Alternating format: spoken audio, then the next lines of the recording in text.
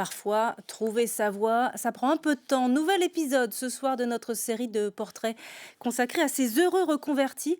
Nous avons rencontré Séverine Brunet, commerciale à Paris. Elle a tout plaqué pour devenir toiletteuse animalière à Poitiers.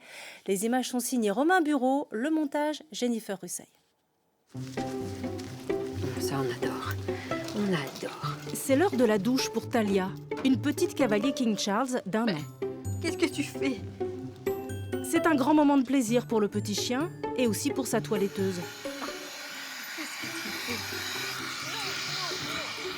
Cela fait seulement quelques mois que Séverine Brunet travaille dans ce salon de beauté pour chiens et chats à Poitiers.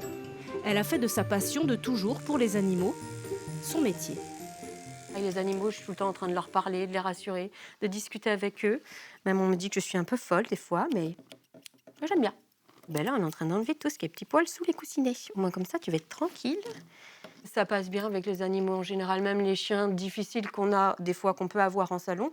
Eh ben, ça va, j'arrive à temporiser et puis à faire en sorte qu'ils repartent, mais moins tendus. Les chouilles, les bisous, ça c'est différent.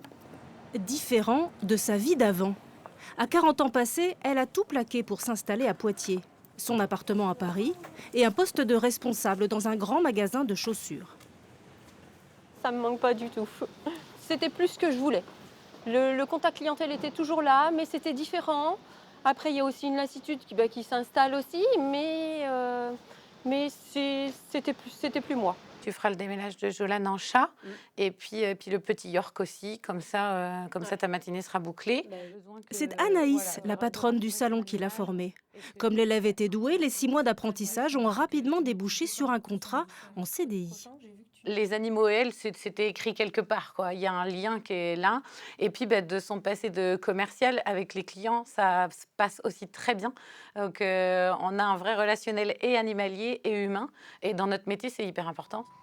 L'ancienne vendeuse de chaussures a financé seule les 5 000 € que lui a coûté sa reconversion. Bah oui, mon Gugus, ça fait bobo le neuneu là. Mais c'est un investissement qu'elle ne regrette pas. Je ne l'ai pas fait sur un coup de tête, ça a été réfléchi quand même. J'ai dit non, c'est le moment de passer à autre chose, de faire vraiment ce que j'ai envie de faire. On n'a qu'une vie, et je dis si on n'en profite pas, si on ne fait pas les choses, on restera toujours plus ou moins dans la même boucle. Faut pas hésiter, quoi. En changeant de vie professionnelle, Séverine est retombée sur ses pattes. Un choix qui fait rêver de nombreux Français. Selon une récente étude, il serait près d'1 sur 2 à l'envisager.